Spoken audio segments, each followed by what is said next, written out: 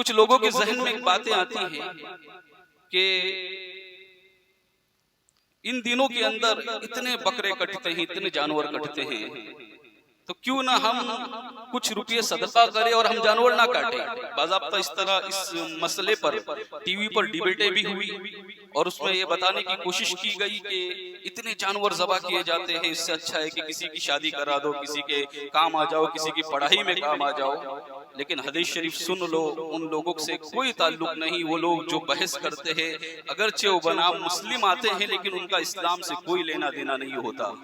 حدیث شریف سماعت کرے، میرے آقا علیہ الصلوۃ والسلام نے فرمایا کہ یوم نحر کے اندر یعنی قربانی کے دن میں اللہ تبارک و تعالیٰ کو خون بہانے سے زیادہ کوئی عبادت مرغوب نہیں ہے۔ اس سے پسندیدہ کوئی عمل بنی انسان کا اللہ تبارک و تعالیٰ کو قربانی سے زیادہ پسندیدہ نہیں ہے۔ تو پتہ یہ چلا کہ جو صاحب استطاعت ہے یا صاحب حیثیت ہے، مالک نصاب ہے، اس پر قربانی جو ہے یہ ضروری ہے سنت موقدہ فقہ شافعی کے اندر۔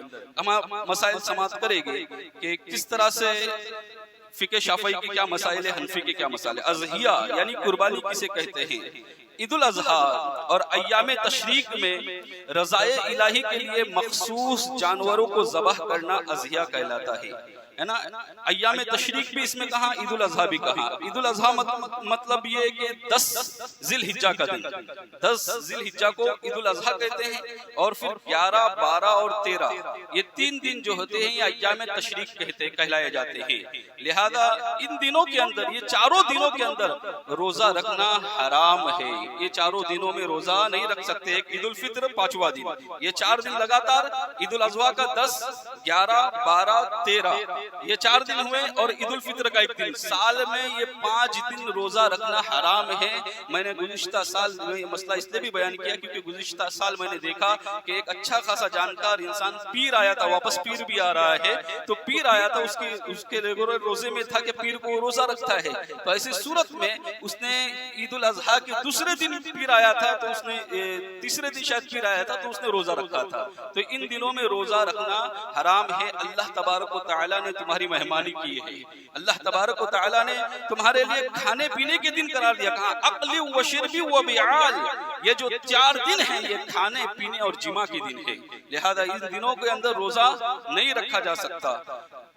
ایام تشریق جو ہیں یہ تکبیر تشریق کہی جاتی ہے۔ یہ کب سے کہی جائے گی؟ تکبیر تشریق کب سے کب تک کہی جائے گی؟ تو تکبیر تشریق کا مسئلہ یوں ہے کہ 9 ذی الحجہ کی فجر کی نماز کے بعد سے، یعنی کل سنیچر جو آئے گی 9 تاریخ، اس کی فجر کی نماز کے بعد سے تکبیر تشریق جو ہے وہ شروع ہوگی۔ جو ہر نماز کے بعد ہم کہتے ہیں سبحان اللہ والحمدللہ ولا الہ الا اللہ واللہ اکبر، جو یہ تکبیر کہتے ہیں، یہ فجر کی نماز سے یعنی 9 ذی الحجہ کی فجر سے 13ویں کی عصر تک رہے گی۔ 13 ذی الحجہ کے عصر تک یہ تکبیر تشریق جو ہے یہ کہی جائے گی، یعنی مکمل 5 دن ہوگی، قریب 5 دن یہ پوری تکبیریں کہی جائے گی۔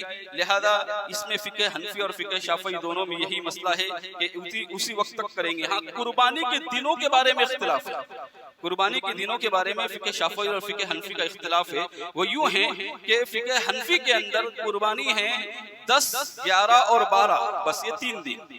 10 ذی الحجہ یعنی عید کا دن، 11 اور 12 یہ 3 دن حنفیوں کے نزدیک جو ہیں یہ قربانی ہوگی، چوتھے دن نہیں کر سکتے۔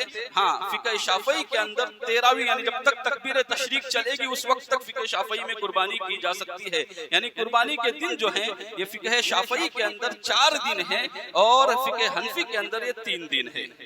قربانی کا حکم کیا ہے، یعنی کس پر ہے قربانی؟ فرض، واجب، سنت موقدہ جو ہے یہ کس پر سنت موقدہ ہے فقہ شافعی میں، اور فقہ حنفی کے اندر جو ہے یہ واجب ہے۔ یہ کس پر ہے؟ تو قربانی پر استطاعت رکھنے والے ہر مسلمان عاقل اور بالغ پر قربانی سنت موقدہ ہے نا۔ یہاں پر قربانی صدقے سے افضل ہے، استطاعت کے باوجود قربانی نہ کرنا باعث کراہت ہے۔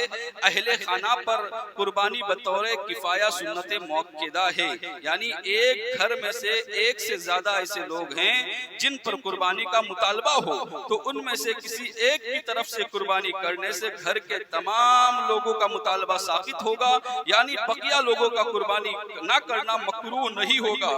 البتہ ثواب صرف قربانی جس کی طرف سے ہو ہو رہی ہوں اسی کو ملے گا، اس لیے بہتر ہے کہ ہر کوئی اپنی طرف سے کر لے۔ یہ فقہ شافعی کا مسئلہ ہے، میں پہلے سمجھا دیتا ہوں کیا مسئلہ ہے۔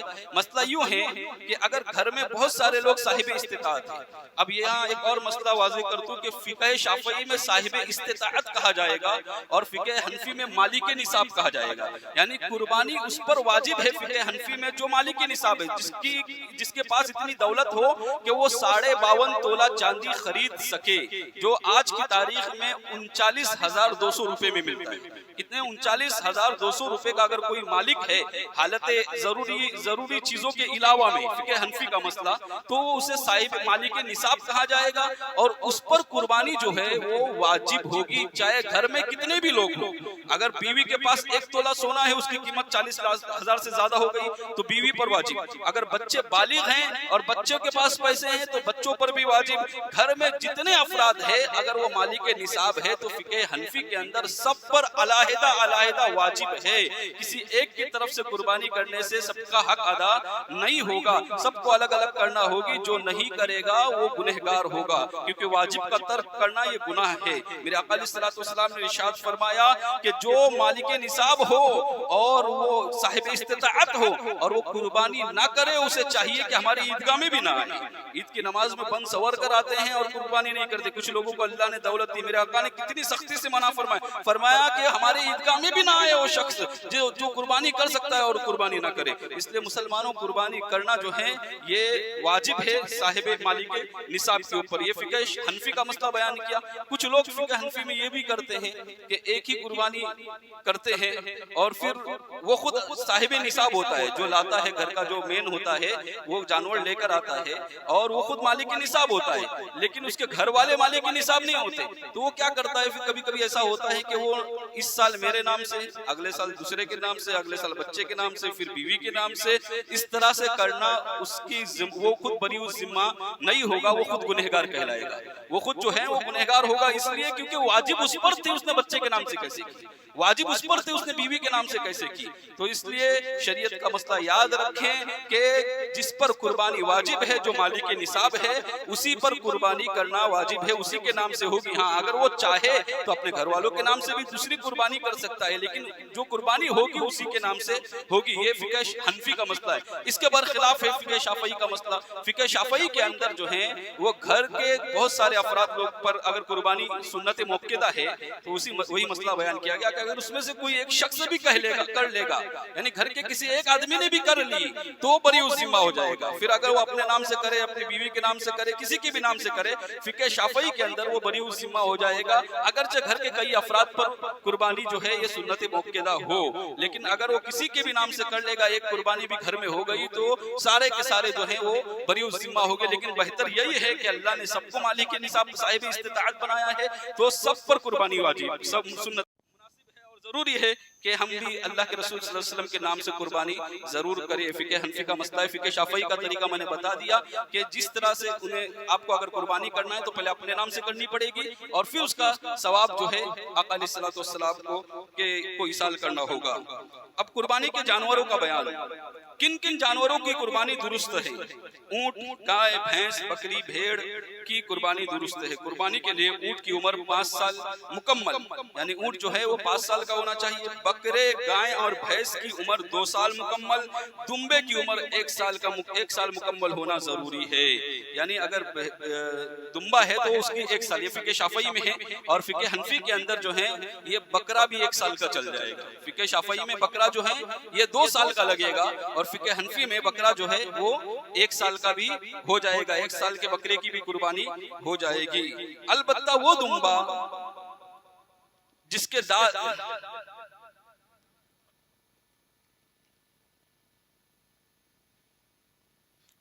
گر چکے ہو تو وہ 6 مہینے کا ہونا بھی کافی ہے۔ ہمارے یہاں مسئلہ یہ ہے کہ اگر بھیڑ ہے جسے ہم مینڈرو کہتے ہیں، فقہ حنفی کے اندر اگر مینڈرو ہے اور مینڈرو جو ہیں وہ दूर से ही 1 साल का मालूम होता है, अगर जो 6-7 महीने का है तो फिर उसकी भी कुर्बानी हो सकती है। लेकिन बकरा अगर 1 दिन भी कम है, यानी अगर 12वीं जिलहिज्जा को पैदा हुआ है तो 10वीं को 11 को उसकी कुर्बानी नहीं कर सकते, 13वीं को पैदा हुआ है तो फिर उसकी कुर्बानी ही नहीं होगी। अगर 12वीं को पैदा हुआ है तो 1 साल गुजरने के बाद उसकी कुर्बानी हो सकती है। लेकिन अगर 13 तारीख को कोई बकरा पैदा हुआ है तो अगले साल उसकी कुर्बानी नहीं हो सकती, उसके लिए 1 साल मुकम्मल होना जरूरी है। ये 2 दांत का जो मसला है, 4 दांत का जो मसला है, ये कोई अस्ल शरीयत के अंदर ऐसा कुछ नहीं है। हाँ, उसकी उम्र मालूम होना ये जरूरी है। ये और बात है कि 2 दांत जब निकालता है बच्चा, ज्यादातर जब उसकी उम्र हो जाती है, तो एक अलामत है ये, लेकिन इसको निशानी पकड़कर ही बनाया जाए और कुर्बानी की जाए ऐसा नहीं, बल्कि उसकी मुकम्मल तहकीक होनी चाहिए कि बकरा कितने साल का है, 2 साल का है या 1 साल का है। फिके शाफई में 2 साल और फिके हनफी के अंदर 1 साल। एक जानवर में कितने लोग शरीक हो सकते हैं? तो आपको पता है कि एक जानवर अगर बड़ा है तो उसके अंदर 7 लोग शरीक हो सकते हैं, और अगर वो छोटा है तो उसके अंदर जो है वो सिर्फ एक ही फर्द की कुर्बानी होगी। क्या बगैर थन वाले जानवर की कुर्बानी हो सकती है? कोई ऐसा जानवर है जिसके थन नहीं है?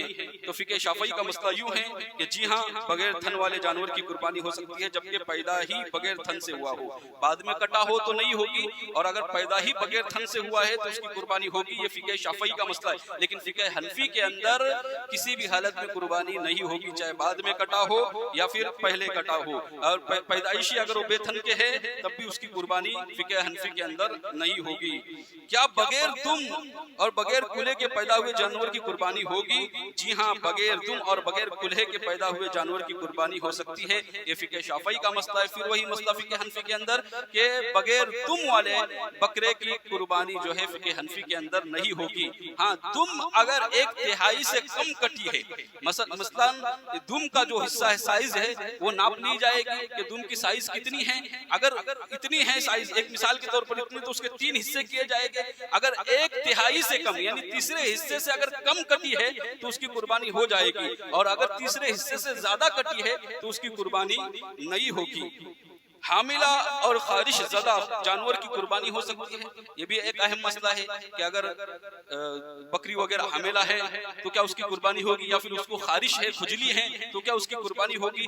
फिके शाफई का मसला यूं है कि जी नहीं, हामिला और खारिश ज़दा जानवर की कुर्बानी नहीं हो सकती, क्योंकि हमल की वजह से गोश्त कम हो जाता है और खारिश ज़दा के गोश्त में बिगाड़ पैदा होता है। ये फिके शाफई का मसला है। फिके हनफी के अंदर दोनों की कुर्बानी हो जाएगी, हामिला की भी कुर्बानी होगी और खारिश ज़दा की भी कुर्बानी होगी हनफी मसलक में। लेकिन अगर पहले से मालूम हो कि ये बकरी हमल से है तो उसकी कुर्बानी मकरूह है, लिहाजा कुर्बानी तो हो जाएगी लेकिन नहीं करना चाहिए, उससे बचना चाहिए फिके हनफी के अंदर। और अगर मालूम नहीं था और फिर कुर्बानी कर लिए और इत्तेफाक से इस तरह से अगर बच्चा निकला, तो अगर वो मरा हुआ निकला है तो फिर उसके लिए हुक्म ये है शरीयत का कि उस बच्चे को फेंक दिया जाए क्योंकि मुर्दार है। और अगर वो जिंदा निकला है तो फिर उसको ज़बाह करके फिर उसको अभी गोश्त इस्तेमाल में लाया जाएगा। ये फिके हनफी का मसला। फिके शाफई में बिल्कुल हामिला की कुर्बानी नहीं होगी।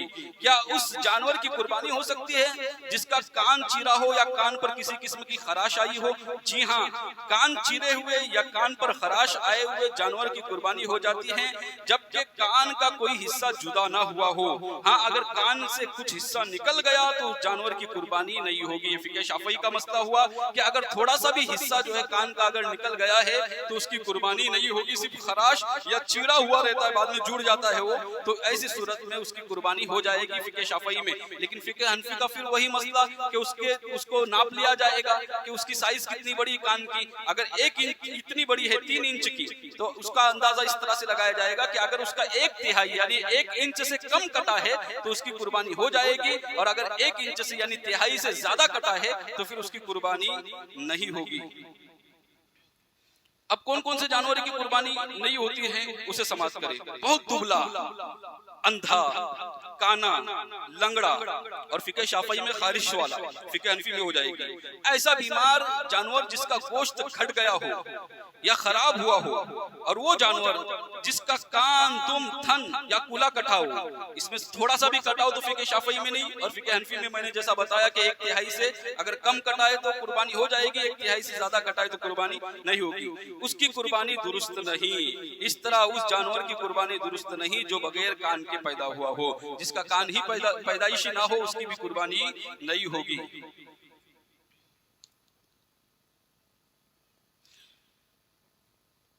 کیا سینگ ٹوٹے ہوئے جانور کی قربانی ہوگی؟ ایک مسئلہ یہ بھی ہے، سینگ ٹوٹے ہوئے جانور کی قربانی، جی ہاں، سینگ ٹوٹے ہوئے جانور کی قربانی درست ہوتی ہے لیکن مکروہ ہے۔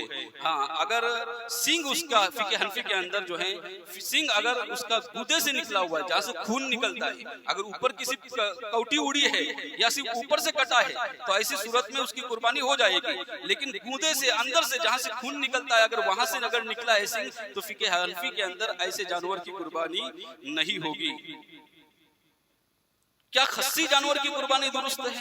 بہت سارے لوگ کہتے ہیں کہ خصی جو ہے عیب ہے، جبکہ شریعت کے اندر اس کو عیب نہیں قرار دیا گیا ہے، کیونکہ خصی کرنے کے بعد جانور کی قیمت بڑھ جاتی ہے، اس کے اندر جو اس کا جو ہے گوشت جو ہے یہ بڑھ جاتا ہے، لہذا ایسے جانور کی قربانی دونوں فقہ کے اندر جو ہے وہ ہو جائے گی خصی جانور کی، بلکہ کثرت سے جفتی کرنے والے غیر خصی جانور سے خصی جانور بہتر ہے۔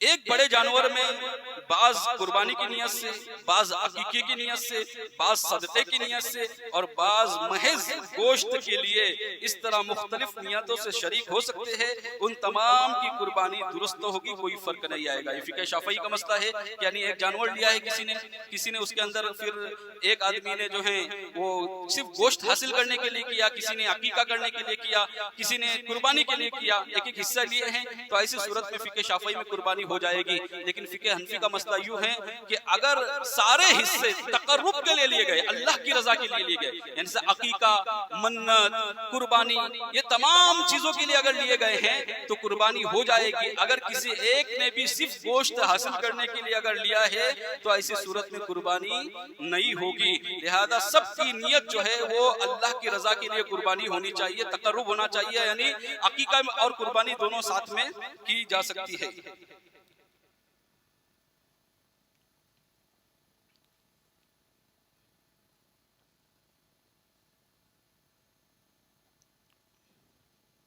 اگر کسی نے جانور کی جانب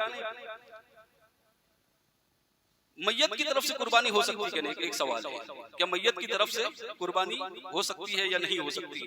تو اس کے مسئلہ، آخری مسئلہ ہے، یہ سماعت کر لیں کہ میت کی اگر وصیت ہو، پہلی چیز اگر میت نے وصیت کی ہے کہ میرے انتقال کے بعد بیٹا تمہارے پاس جب بھی دولت رہے، ایسا نہیں کہ اسی سال جب بھی دولت آئے تو میری طرف سے قربانی کرتے جاؤ، ایک وصیت ہو گئی۔ اگر میت نے وصیت کی ہے تو پھر اس کی طرف سے قربانی کی جائے گی، اور فقہ حنفی میں بھی اور فقہ شافعی میں بھی ایسی قربانی کا سارا کے سارا گوشت جو ہے یہ فقیروں میں تقسیم کرنا پڑے گا، گھر میں کوئی نہیں کھا سکتا۔ کب؟ جب میت نے وصیت کی ہو، اور اگر میت نے وصیت نہیں کی تو ایسی صورت میں فقہ شافعی میں قربانی نہیں کر سکتے، اور فقہ حنفی میں کر سکتے ہیں۔ جیسا وہی میرے آقا علیہ السلام کا جو مسئلہ بیان کیا میں نے، وہی مسئلہ ہے، ایصال ثواب کی نیت سے جو ہے وہ شافعی میں بھی کی جا سکتی ہے، یعنی کوئی اپنی طرف سے کرے گا پھر اپنی میت کی طرف اس کا ثواب ایصال کرے گا، تو ایسی صورت میں یہ درست ہوگا۔ لیکن ڈائریکٹ میت کی وصیت نہ ہو تو ڈائریکٹ میت کے نام سے شافعی میں قربانی نہیں کی جا سکتی۔ اچھا، اگر وصیت نہیں ہے تو کسی نے قربانی کر لی حنفی اور شافعی میں، تو اس کا گوشت جو ہے وہ خود بھی کھا سکتے ہیں اور سب کو تقسیم بھی کر سکتے ہیں۔ لیکن اگر وصیت کی ہوئی ہے، یاد رکھیں مسئلہ، اگر وصیت ہوئی ہے تو ایسی صورت میں قربانی کا گوشت جو ہے یہ صرف اور صرف غریبوں کو دینا پڑے گا، غریبوں کا حق ہے۔ وصیت کی قربانی کا گوشت دونوں فقہ کے اندر جو ہے جو جس نے قربانی کی وہ نہیں کھا سکتا۔ ایک آخری مسئلہ وہ یہ کہ عقیقے کا مسئلہ، بہت سارے لوگ یہ سمجھتے ہیں کہ عقیقہ جو ہے اس کا گوشت گھر والوں کو، باپ دادا کو، نانا نانی کو، ان کو نہیں کھانا چاہیے. تو یہ اپنی طرف سے بنایا ہوا مسئلہ ہے. غور سے سماعت کرے. عقیقے کا گوشت سب کھا سکتے ہیں، وہ تبرک والا گوشت ہوتا ہے. ماں باپ بھی کھا سکتے ہیں، گھر والے بھی کھا سکتے ہیں، اور غریبوں کو بھی دے سکتے ہیں. جو احکام قربانی کے ہیں وہ تمام احکامات جو ہے وہی عقیقے کے ہیں، کوئی اس کے اندر یہ نہیں ہے. آخری بات ایک اور عرض کرنا چاہوں گا مسلمانوں، قربانی جو ہے یہ بہت اہم بندگی ہے ہماری، لیکن یاد رکھے کہ ایک آقا علیہ الصلوۃ والسلام نے ارشاد فرمایا النظافۃ نصف الایمان، کہ صفائی اور ستھرائی یہ آدھا ایمان ہے. اگر ہم قربانی کرتے ہیں تو ہماری ذمہ داری ہے کہ اس کی صفائی بھی ہم رکھیں. ہم اپنے علاقے کو، اپنے محلے کو ہرگز تعفن والا بدبودار نہ بنائے. اب وہ کس طرح سے کرنا ہے وہ آپ کی ذمہ داری ہے، جو کرتے ہیں اس کی ذمہ داری ہے. اور اس کے ہڈیاں، اس کے جو چھترے وغیرہ آتے ہیں اور جو سب جو آتی چیزیں ہیں اس کو ہم کہیں پر بھی پھینک دیتے ہیں، اور پھر کئی دنوں تک اس سے تعفن اور بدبو پیدا ہوتی ہے. برادران ملت اسلامیہ، حج سے زیادہ دن نہیں بلکہ میں کہوں گا کہ آج سے 20 سال 25 سال پہلے چلے جاؤ، اس کے ہڈیوں کا کتنا احترام کیا جاتا تھا، قربانی کے گوشت کا، اس کے خون کا کتنا احترام کیا جاتا تھا. آج احترام ہم سے مفقود ہو گیا. آج یہ ساری چیزیں ہم سے ختم ہو گئی ہیں. آج ہم احترام نہیں کر رہے. قربانیاں تو بہت زیادہ ہو رہی ہیں، لیکن جو احترام اس کا باقی ہونا چاہیے وہ باقی نہیں رہ رہا ہے. صرف دولت کی خاطر مسلمانوں ہرگز ایسا نہ کرو، بلکہ اس کو اچھی جگہ پر کھڈا کھود کر اس طرح سے دفناؤ کہ اس کا تعفن اور بدبو کی وجہ سے نہ تو بیماری پھیلے اور نہ ہی لوگوں کو پریشانی ہو. اللہ تعالیٰ سے دعا ہے کہنے سننے سے زیادہ عمل کرنے کی توفیق عطا فرمائے. وما علینا الا البلاغ. السلام علیکم ورحمۃ اللہ وبرکاتہ.